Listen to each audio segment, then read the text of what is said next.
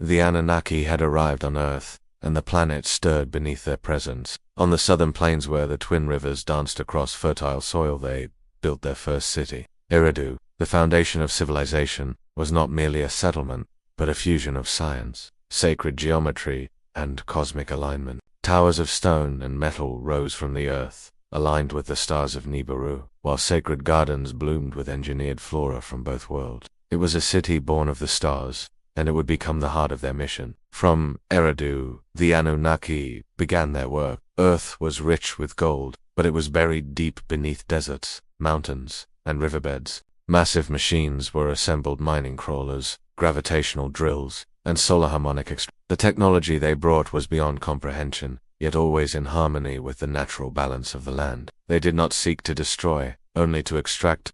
Their goal was clear: to gather the gold, refine it, and send it back to Nibiru, where it would be transformed into atmospheric particles to restore their dying planet. At first, the operation ran smoothly. Enki supervised the environmental adjustments, ensuring Earth's magnetic fields remained stable during mining, and Lil enforced strict protocols, ensuring security and efficiency. The gold flowed, albeit slowly, and Nibiru received its first shipments. Hope rekindled among the stars, but beneath this order, tension began to brew. The labor force, the Igigi, had been brought to Earth alongside the elite. Though they were once considered equal in purpose, here on Earth, their status had changed. While the highborn Anunnaki governed from crystal towers and monitored celestial data, the Igigi worked to mines. Day and night, they toiled in harsh conditions, exposed to Earth's unpredictable elements and unfamiliar gravity. They were not native to this world. Their bodies, while resilient,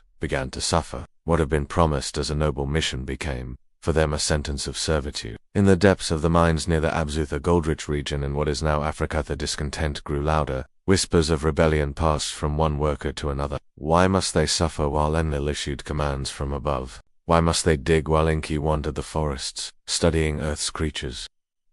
The Igigi were tired of obedience, of silence, of being treated as expendable. Their anger, at first hidden, began to rise, like the pressure beneath a volcano. Enki, unlike his brother, often visited the mining sites. He saw the strain in their faces, the rebellion simmering behind their eyes. He listened not as a commander, but as one who understood the cost of labor. He saw in their struggle the same problem that had plagued Nibiru: imbalance. Hierarchy had bred resentment. Control had replaced cooperation, and now it threatened to erupt. Back in Eridu, Enlil dismissed the concerns. They were built to serve, he declared in the council chamber. Let them do what they were created for. His voice rang with the authority of order, of command, of certainty. But Enki disagreed. Even the stars burn out when overworked, he replied. What we command, we must also sustain. Still, no changes were made.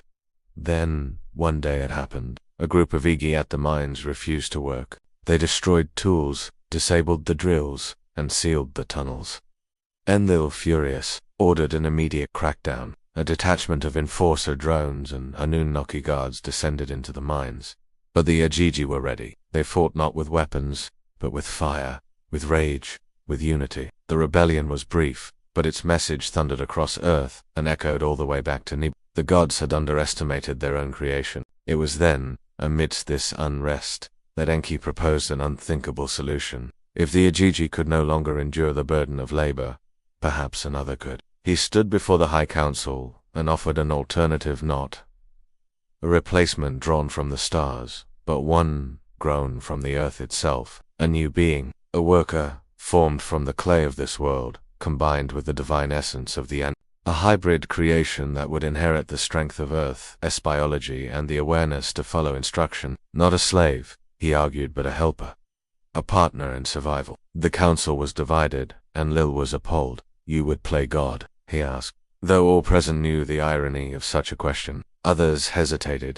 To tamper with the seed of life was dangerous, but Queen Nimmer, geneticist and healer, saw the wisdom in Enki's plan. She had long studied the creatures of Earth apes, primates, early hominids, and found them close, but not complete. Together, Enki and Ninmah began the work. In the depths of Eridu, hidden within a temple known as the House of Life, they conducted the experiment. For months, they fused genetic strands, tested combinations, refined their creation. Failures came first, creatures who could not speak, who could not stand, who lived but moments, but they did not give up.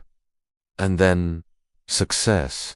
The being stood upright. It breathed, it saw, it spoke. Its skin bore the hue of earth, but its eyes shimmered faintly with Anunnaki light. It was the first of its kind, intelligent, adaptive, capable of learning. They called him Adamu, the prototype, the beginning. Adamu was not alone for long.